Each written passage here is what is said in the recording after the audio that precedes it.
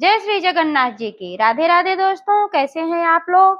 उम्मीद करती हूँ कि श्री जगन्नाथ जी के आशीर्वाद से आप लोग ठीक ही होंगे, क्योंकि श्री जगन्नाथ जी का आशीर्वाद तो अपने भक्तों पर हमेशा बना रहता है। आज अगर मैं आप लोगों के बीच हूँ तो श्री जगन्नाथ जी के चमत्कार की वजह से ही हूँ। आज के इस वीडियो में मैं बताऊंगी कि किस तरह से मैं रथ यात्रा में गई थी और वहां पर मरते मरते बची हूँ, और वो भी श्री जगन्नाथ जी के चमत्कार से मैं बची हूँ। अगर आपकी श्रद्धा सच्ची है, भक्ति सच्ची है, तो भगवान अवश्य आपका साथ देते हैं। मैं ये नहीं कह रही हूँ कि जिन लोगों ने अपनी जान गंवा दी है इस रथ यात्रा में, उन लोगों के अंदर सच्ची श्रद्धा नहीं थी, भक्ति नहीं थी, लेकिन मैंने जो अनुभव किया मैं उसी बात की चर्चा कर रही हूँ कि किस तरह से उस भीड़ में, और मैं जब गिर गई थी बिल्कुल ऐसा लग रहा था कि अब मैं नहीं बचूंगी, तो भगवान श्री जगन्नाथ जी ने कैसे मुझे आकर के बचाया है, और साथ में मेरी सिस्टर इनला को भी बचाया है, मेरी पूरी फैमिली को बचाया है। आज के इस वीडियो में मैं ये भी बताऊंगी कि अगर आप भी ये सोच रहे हैं कि अगले साल की रथ यात्रा में आप भी शामिल होंगे, तो आपको कौन कौन सी सावधानियां बरतनी है, क्योंकि मैं वहां पर सब देख करके आई हूँ कि क्या गलतियां होती हैं और किस वजह से ये सारी परेशानियां आती हैं कि लोग हॉस्पिटलाइज्ड होते हैं और लोगों को मौत के मुंह में समाना पड़ता है, भारी दिक्कतों का सामना करना पड़ता है। क्योंकि अगर पहली बार कोई जाता है तो उसको ये समझ नहीं होती किस तरह से भीड़ में हमको बचना है, क्योंकि दोस्तों वहां पर बहुत ही भारी संख्या में श्रद्धालु आते हैं। कम से कम इसी साल 20 से 25 लाख लोग आए थे और अभी वहां पर मौजूद हैं। कुछ लोग वापस हो गए हैं, जैसे कि मैं ही अपनी बात कर लेती हूँ कि मैं भी वापस आ गई हूँ, अभी परसों वापस मैं आई हूँ। और मेरी यात्रा शुरू हुई थी मंडे से, क्योंकि मैं अयोध्या से वहां पर गई थी बाई कार, तो जाने में टाइम लगता, और मेरी मंशा ये थी कि मैं रथ यात्रा में 16 तारीख को ही शामिल हो जाऊं। इसी वजह से मैं मंडे को ही निकल गई थी बाई कार, और रास्ते में होटल ले लेकर के रुक रुक कर जहाँ पर हम लोग थक जाते थे वहाँ रेस्ट करते थे, फिर अगली सुबह नहा धोकर निकलते थे। और दोस्तों बुधवार यानी 15 तारीख की शाम को हम लोग पुरी में पहुंच गए थे। वहां पर हम लोगों ने होटल लिया और फिर वहां थोड़ा फ्रेश हुए, फिर गए समंदर के पास, वहां का थोड़ा सा आनंद लिया। समंदर की ऊंची ऊंची लहरें जो उठ रही थी, बहुत ही शोर मचा रही थी, जो कि बहुत ही मन को लुभाने वाली थी। गोल्डन बीच पे गए थे हम लोग। वहां से निकलने के बाद सीधा हम लोग जगन्नाथ टेम्पल गए हैं। लेकिन दोस्तों 15 तारीख को यानी कि रथ यात्रा के एक दिन पहले अगर आप जाने की सोच रहे हैं तो बिल्कुल ना सोचें, क्योंकि उस दिन गेट सारे तरफ से बंद हो जाते हैं, भगवान का दर्शन नहीं होता है।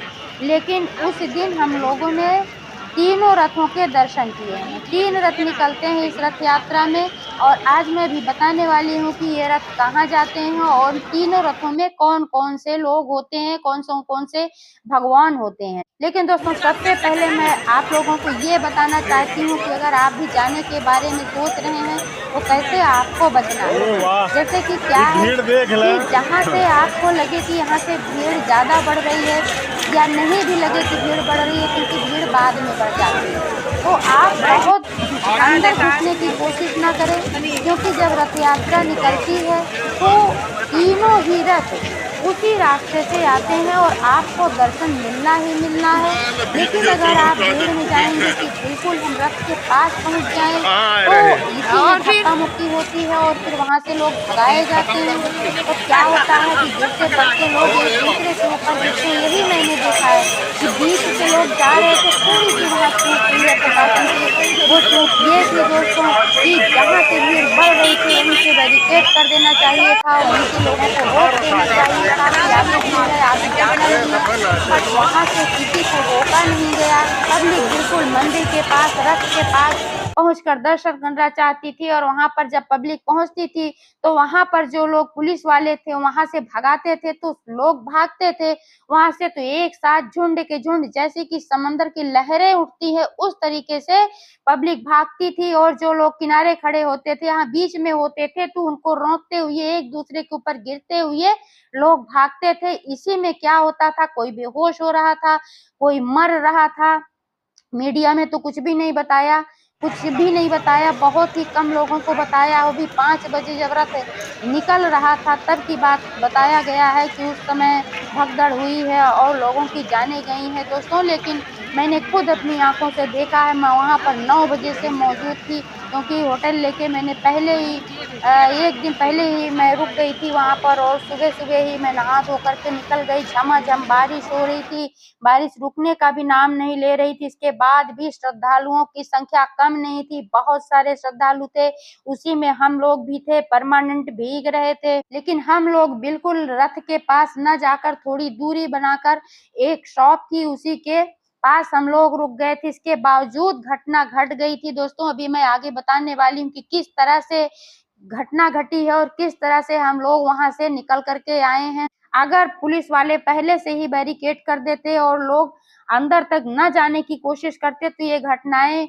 बहुत ही कम होती या ना भी हो सकती थी। लेकिन दोस्तों ऐसा नहीं हुआ। जब वहाँ से लोग भगाए जाते थे तो उनकी भी गलती नहीं थी। वहाँ से भागते, गिरते, पड़ते आते थे। कितने जूते, कितने चप्पल सारे लोगों के टूट गए थे, गिर रहे थे। स्ट्रेचर पर बहुत सारे लोग जा रहे थे, हिल नहीं थे, डुल नहीं रहे थे। इसका मतलब ये था कि उसमें से कुछ तो बेहोश थे और बहुत सारे लोग ऐसे थे कि जिनकी डेथ हो चुकी थी, क्योंकि वो अच्छी तरह से उसमें बहुत ज़्यादा कुचले गए थे। जैसे कि जब बहुत ज़्यादा भयंकर भीड़ आई है, 3-4 बार तो आई भीड़, तो किसी तरह से कंट्रोल हो गया, गिरने से हम लोग बच गए। बट जब चौथी या 5वीं बार आई है, तो उस लहर में मैं भी पूरा एकदम गिर गई थी। मेरी सिस्टर इन लॉ गिर गई थी, पीछे से मेरे हस्बैंड थे जो कि लोगों को धक्का देकर मेरे ऊपर से और मेरी सिस्टर इन लॉ के ऊपर से हटा रहे थे। बट कोई नहीं हट रहा था, जैसे लग रहा था कि हम लोगों के ऊपर बिल्कुल पहाड़ ही गिर गया था। और उसी समय पर कुछ भी मुझे नहीं आया, तो मैं लगातार श्री जगन्नाथ जी को ही पुकार रही थी कि हे जगन्नाथ, मेरी रक्षा करो, हमारी रक्षा करो, सबकी रक्षा करो। ऐसे ही मैं लगातार हे जगन्नाथ जी को पुकार रही थी सच्चे दिल से, क्योंकि मुझे पूरा भरोसा था कि बचाएँगे तो वही बचाएँगे, अपने बस का कुछ भी नहीं है। मेरी सिस्टर इन लॉ कह रही थी बाद में कि मेरे कान में आवाज़ जा रही थी कि भाभी ऐसे ही बार-बार कह रही थी, और जबकि ऐसी कंडीशन में कोई कुछ समझ ही नहीं पाता है। बट मुझे यही था कि बचाएँगे तो जगन्नाथ जी ही बचाएँगे, और ऐसा ही चमत्कार हुआ। कितने लोग हम लोगों के ऊपर गिरे थे, लेकिन कहीं भी एक खरोंच तक नहीं आई, एक चोट तक नहीं लगी। पूरी तरह से हम लोग सुरक्षित हैं। ये तो मैंने बताया कि किस तरह से आपको बचना है, कि भीड़ में बहुत ज़्यादा आगे बढ़ने की कोशिश ना करें। अगर गए भी हैं, वैसे जहाँ तक कोशिश करें कि ऐसे ही सिंपल समय में आप श्री जगन्नाथ जी का दर्शन करने जाएँ, तो अच्छे से दर्शन भी होगा।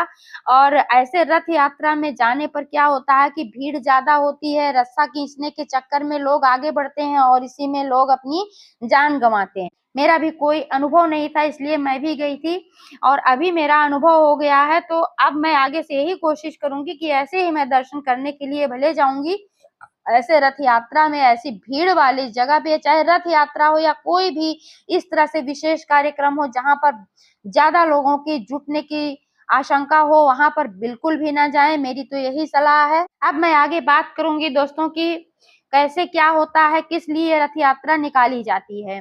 तो दोस्तों मैं आपको बता दूँ कि भगवान जो हैं, ये 14 दिनों तक बीमार रहते हैं। 14 दिनों तक जब बीमार रहते हैं, तो इनको जड़ी-बूटी देकर, जड़ी-बूटी का भोग लगाया जाता है, औषधियाँ दे कर के इलाज होता है। तब 14 दिन के बाद भगवान ठीक होते हैं, और 15वें दिन भगवान को, सुभद्रा जी को, बलभद्र जी को, तीनों भगवान को स्नान करा कर के और विधिवत पूजा-पाठ करा कर के फिर से विराजमान किया जाता है।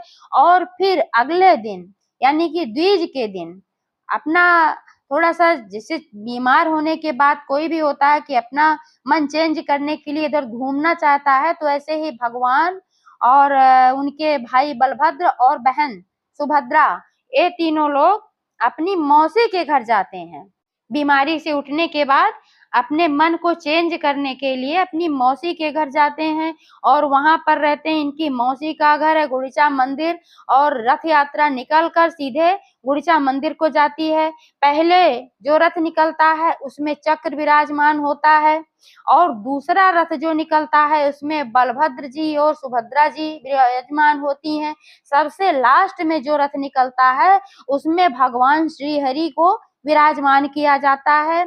सभी पूजा पाठ विधि विधान से सारे प्रक्रिया करने के बाद ही ये रथ निकलता है। और अगले दिन की बात मैं बताऊं कि ये रथ तो 2 रथ तो आगे निकल गए थे 16 तारीख को ही, सुभद्रा जी बलभद्र जी का और ये सुदर्शन चक्र का। ये रथ तो 16 को निकल गए थे, बीच में विश्राम किया है, उसके बाद गुड़िचा मंदिर पहुंचेंगे। बट ये भगवान का जो रथ था ये अगले दिन यानी कि 17 तारीख को निकला है। हम लोग 17 तारीख को फिर सुबह मंदिर गए थे और सिंह द्वार पर भगवान का रथ वहाँ तैयार खड़ा था। वहाँ पर बहुत सारे पुजारी थे और सब लोग थे, अपना पूजा पाठ कर रहे थे। आप देख सकते हैं यहाँ पर मैंने वीडियो भी लिया है। और पूजा पाठ के बाद फिर वहाँ से वो रथ भी यात्रा के लिए रवाना हुआ। ये रथ यात्रा 14 तारीख तक चलने वाली है दोस्तों। और 24 तारीख के बाद फिर भगवान अपने मंदिर यानी कि जगन्नाथ टेम्पल में आकर के अपने भाई और बहन के साथ विराजमान होंगे। वहां विधिवत फिर से विराजमान किया जाएगा और फिर वो भगवान वहां पर सब लोग मंदिर में दर्शन करने के लिए फिर से जाएंगे। भगवान जब वहां से रथ यात्रा के लिए निकल जाते हैं, इसके बावजूद वहां पर और सारे जो भगवान है विराजमान होते हैं, दर्शन होता रहता है। मंदिर के शिखर पर हमेशा ध्वज लहराता रहता है और वो जो ध्वज होता है यानी कि जो झंडा होता है वो प्रतिदिन चेंज किया जाता है। प्रतिदिन वह झंडा उतार कर नया झंडा वहां पर लगाया जाता है। ऐसी मान्यता है कि जो मंदिर के शिखर से उतरा हुआ झंडा है अगर हम अपने घरों पर लगाते हैं तो हमारी भगवान स्वयं रक्षा करेंगे और किसी प्रकार की कोई भी प्रॉब्लम हमारे घर पर नहीं आएगी। इसलिए जो भी श्रद्धालु वहां जाते हैं तो पैसे देकर उतरा हुआ झंडा लेते हैं, वहां का प्रसाद लेते हैं। भगवान को जो भोग लगा हुआ होता है अंदर का प्रसाद मिलता है। कहते हैं कि वहां पर 7 हांडी में एक साथ भोजन पकता है नीचे ऊपर करके। और खासियत यह है कि जो सबसे ऊपर हांडी होती है उसका भोजन सबसे पहले पकता है। झंडे के भी विषय में कहा जाता है कि जो झंडा वहां पर ऊपर लगा हुआ होता है हवा के विपरीत दिशा में लहराता है और सिंह द्वार पर जो समंदर होता है वहां पर उसकी लहरें बिल्कुल शांत होती हैं, बिल्कुल भी आवाज नहीं आती है वहां पर। और दोस्तों ये जो रथ यात्रा निकलती है भगवान स्वयं अपने भक्तों के बीच आते हैं दर्शन देने के लिए, क्योंकि जगन्नाथ टेम्पल में गैर हिंदू का घुसना मना होता है। वहां पर ऐसा लिखा है कि गैर हिंदू वहां पर प्रवेश नहीं कर सकते हैं। तो भगवान तो न हिंदू देखते हैं न मुस्लिम देखते हैं, सभी धर्मों के लोगों को वो दर्शन देते हैं। इसीलिए वर्ष में एक बार वो अपना रथ में सवार होकर अपने भक्तों को दर्शन देने के लिए निकलते हैं। तो दोस्तों जानकारी कैसी लगी? अगर पसंद आई हो तो लाइक करें, शेयर करें। चैनल को अभी तक सब्सक्राइब नहीं किया है तो प्लीज चैनल को भी सब्सक्राइब करके बेल आइकन को प्रेस कर लें ताकि सारे अपडेट्स आपको मिलते रहें। जय श्री जगन्नाथ, राधे राधे, जय श्री कृष्णा।